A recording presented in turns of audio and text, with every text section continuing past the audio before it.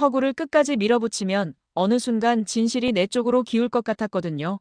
근데 그 기울기가 사람 목을 먼저 잡더라고요. 차정원은 속으로 그렇게 말했는데요. 그 확신이 시작이었다는 걸 모두가 몰랐습니다. 확신은 때로 오해보다 잔혹했는데요. 오해는 풀리면 그만이지만 확신은 풀리려면 누군가 피를 보게 되어 있었습니다. 진태석은 망설임이 길지 않은 사람이라 화가 나면 언제나 누군가의 집 문부터 두드리는 쪽이었고요. 그래서 그날 진태석이 차기범의 집을 찾았고 딱 문을 연 그 순간에 차기범, 그의 아내, 그리고 예비 며느리가 있었습니다. 먼저 놀란 건 차정원이었는데요. 숨이 한 박자 멎더라고요. 그런데 두 번째 박자부터는 이상하게도 머리가 빠르게 움직였습니다. 차정원은 진태석에게 반 박자 늦은 미소를 보여주면서 낮고 차분하게 말했는데요. 회장님, 차정원 아버님께 제가 먼저 말씀드렸어요. 복잡한 오해가 생길까 봐요. 이 말은 덧처럼 보이지만 사실은 숨 돌리는 장치에 가까웠습니다. 진태석은 미간을 좁히고 차기범을 기다렸습니다. 차기범이 현관에 나타났을 때 두 남자의 눈빛은 이미 오래된 계절처럼 싸늘했는데요. 한 사람은 잃어버린 청춘을, 다른 한 사람은 숨겨둔 죄책감을 각자의 어투로 말없이 꺼내놓고 있었습니다. 당신은 예전에도 말이 많았죠. 진태석이 먼저 던졌습니다. 차기범 씨 딸이라는 걸 감쪽같이 감추고 내 며느리가 될 아이 주영체 행세를 했어요. 차기범은 바로 맞받아쳤는데요. 그 목소리가 묘하게 떨림이 없었습니다. 말 같은 소리 해야 듣는 척이라도 하지 더 이상 내 딸을 모욕하지 마. 짧은 침묵이 흐르고 물컵 하나가 기울었습니다. 물이 진태석의 수트를 적셨는데요. 그보다 더 젖은 건 카페 안의 공기였습니다.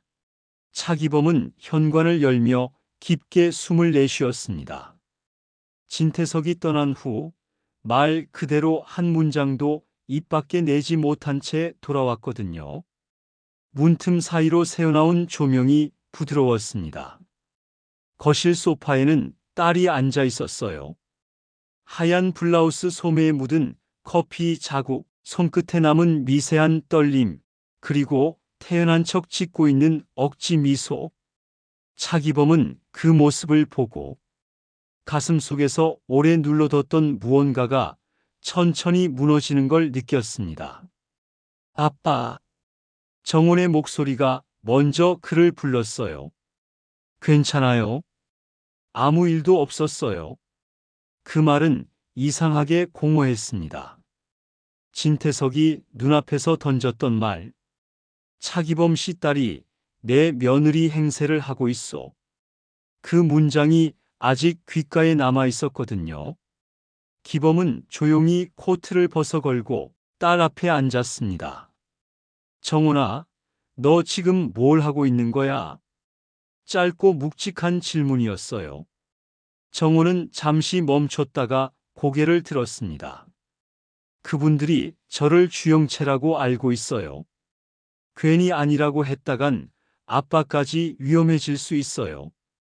그래서 지금은 그냥 그렇게 두는 게 맞아요. 그래서 기범의 목소리가 낮게 깔렸습니다. 그렇게 두면 뭐가 되는데? 너는 내 딸이 아니고 그 집 며느리가 되는 거냐? 정훈의 입술이 잠시 떨렸어요. 그녀는 억지로 웃으며 대답했습니다. 그건 그냥 잠시예요. 이 상황이 끝나면 저도 다시 돌아올 거예요. 기범은 고개를 저었습니다. 정훈아, 잠시라는 건 항상 오래 가더라. 거짓은 처음엔 잠깐이지만 끝날 땐 그게 인생이 되더라. 그녀는 아무 말도 하지 못했어요. 그 침묵이 너무 길어서 기범은 손끝으로 머리를 짚으며 중얼거렸습니다. 진태석이 내 이름을 그렇게 입에 올릴 때 아빠가 뭘 느꼈는지 알아? 정호는 눈을 내리깔았어요. 아빠, 그 사람은 그냥 위협하려는 거예요. 그런 말 믿지 마세요. 믿지 말라고.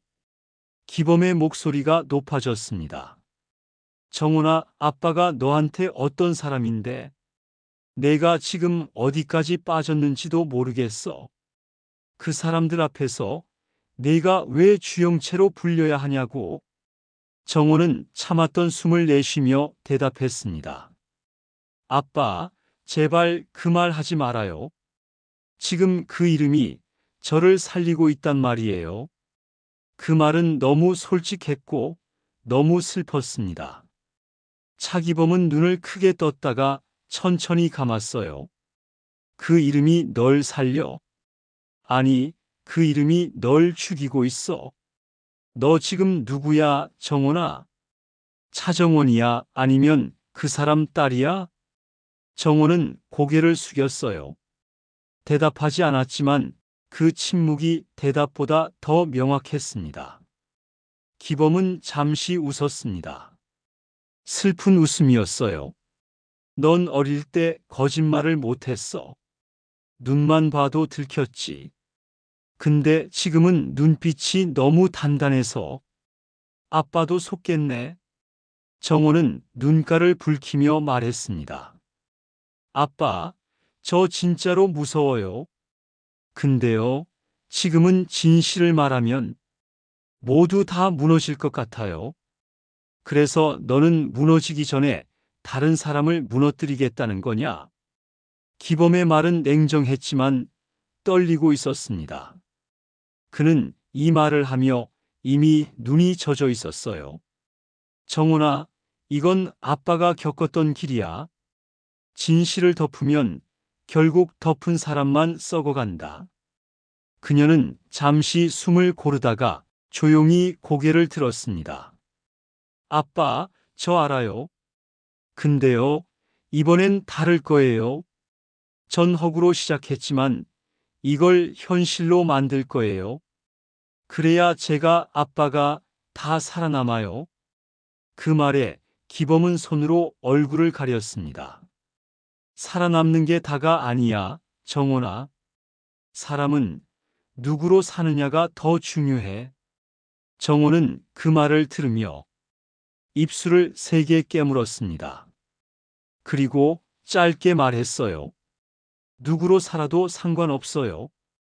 아빠가 제 아빠라는 사실만 변하지 않으면 돼요. 그 말이 떨어지는 순간 기범은 자리에서 일어섰습니다. 그건 다 변할 수 있어. 내가 지금처럼 계속 거짓 속에 있으면 그 말조차도 언젠간 진실이 아니게 될 거야. 정호는 그를 붙잡으려 손을 뻗었지만 기범은 그대로 문 쪽으로 향했습니다. 아빠! 그녀가 외쳤지만 그는 돌아보지 않았습니다. 현관 앞에서 멈춰선 그는 손에 쥔 열쇠를 바라봤습니다. 그 열쇠는 오래된 집, 한때 가족이 함께 웃던 시절의 흔적이었죠. 그리고 아주 낮은 목소리로 말했습니다. 아빠는 오늘 너한테 진심으로 무서움을 느꼈다. 너를 잃는 게 아니라 이제 너를 알아볼 수 없게 되는 게 무서워서. 그 말을 남기고 문이 닫혔습니다. 남은 건 정원의 얕은 숨소리뿐이었어요. 그녀는 그대로 무너져 내리며 중얼거렸습니다. 아빠, 난 그냥 살고 싶었어요. 그게 그렇게 큰 죄였어요? 그녀의 눈에서 눈물이 흘렀지만 입술은 웃고 있었습니다. 괜찮아요. 허구라도 괜찮아요. 어차피 세상은 진실보다 이야기를 믿잖아요. 문제의 중심엔 주하늘도 서 있었습니다. 주하늘은 하네라 앞에서 정원이 진짜 주영채라고 거짓을 말해 정원을 보호했는데요. 그 대가로 진짜 주영채는 2번 부정당했습니다. 공난숙에게서 1번, 오빠 주하늘에게서 또 1번. 공난숙은 분노를 숨기지 않았습니다. 딸 자격이 있을 때만 내 딸이 누릴 걸 준다는 냉혹한 신념이 입술에 그대로 실렸고 결국 차정원보다 못한 애라는 말까지 내뱉고 말았습니다. 그 말은 칼처럼 박혔고요.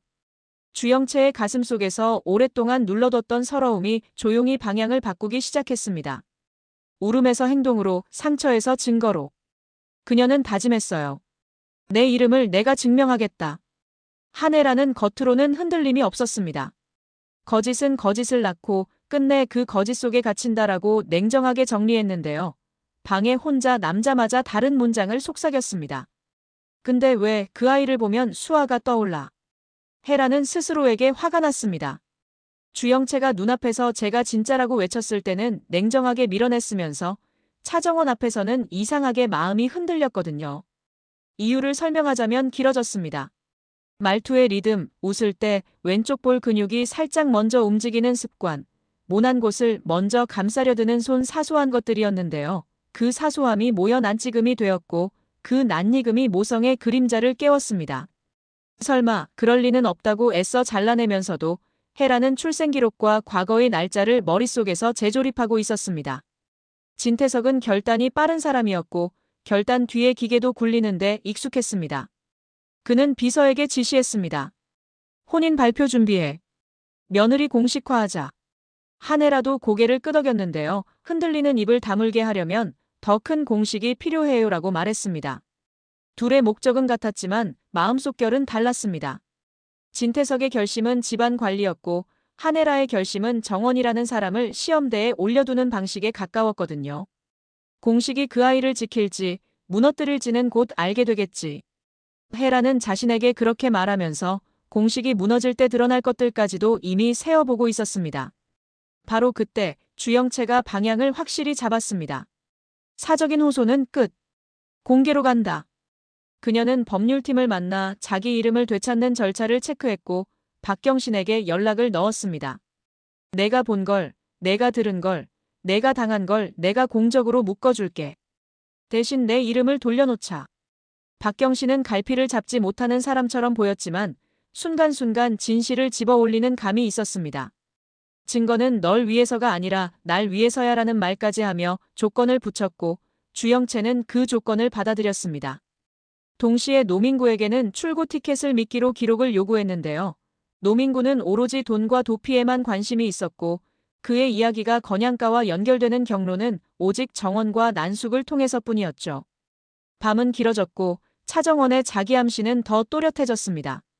나는 주영채야. 허구로 시작했지만 현실로 만들 거야. 이 말은 고백이 아니라 명령에 가깝게 변하고 있었습니다.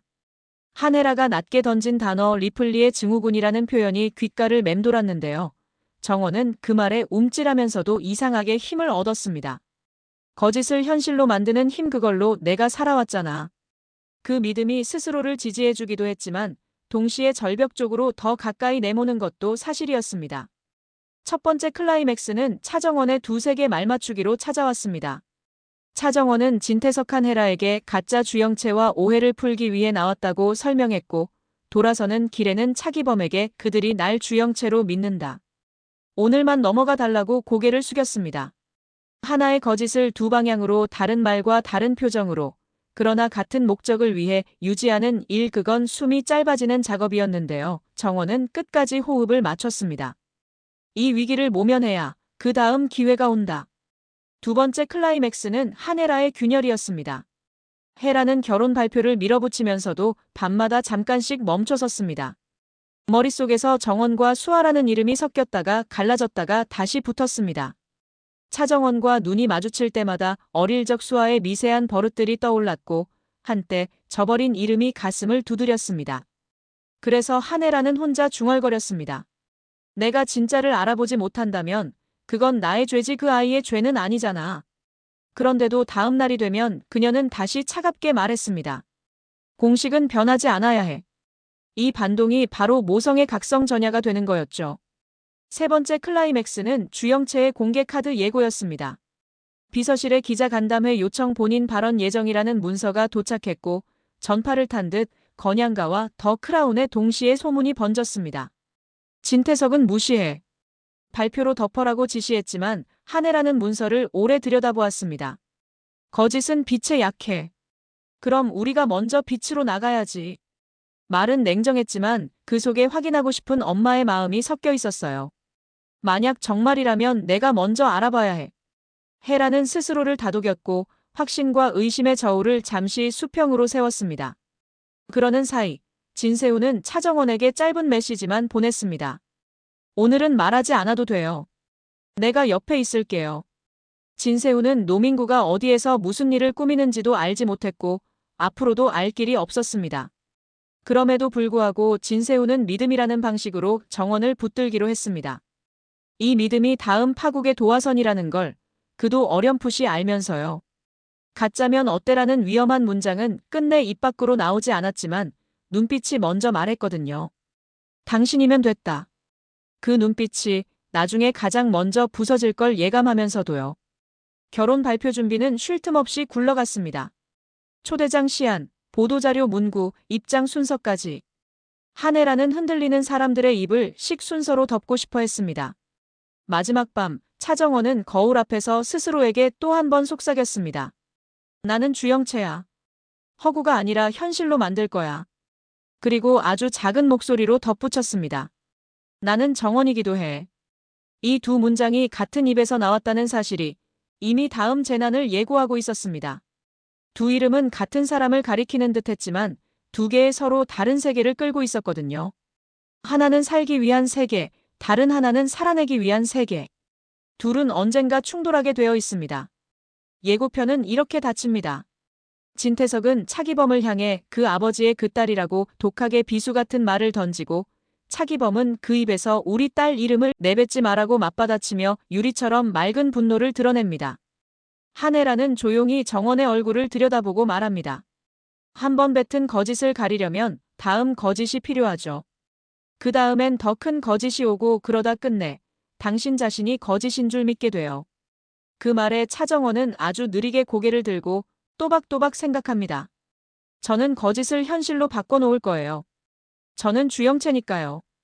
그리고 화면 밖 어딘가에서 주영채의 내면이 따라붙습니다. 그 이름, 이제 내 앞에서 다시 말해봐. 이번에는 증거와 함께. 그 목소리는 울지 않았습니다. 대신 칼날 같은 정적이 깔렸고요. 공난 속의 차가운 숨, 주하늘의 애써 지운 떨림, 진세훈의 조심스러운 온기, 차기범의 묵묵한 방패, 한예라의 억눌린 직감이 한 점으로 수렴합니다. 다음 회, 공식 발표와 긴급 기자간담회가 같은 날을 바라볼 때 이름과 사랑, 권력과 죄책감 중 무엇이 먼저 무너질지 아무도 모릅니다. 단 하나 분명한 건 이거였습니다. 거짓을 현실로 만들겠다는 차정원의 선택과 현실을 진실로 되돌리겠다는 주영채의 선택이 드디어 같은 무대에 오른다는 사실이요. 그리고 그 무대의 문턱에서 한혜라가 아주 작은 숨을 내쉽니다. 내가 선택하는 진실이 아니라 내 눈이 알아보는 진실로 가야겠네. 말은 끝내 삼켜졌지만 그 선택은 이미 시작되고 있었고요. 가짜의 결혼식, 진짜의 이름 먼저 빛을 보는 쪽은 누구일까요?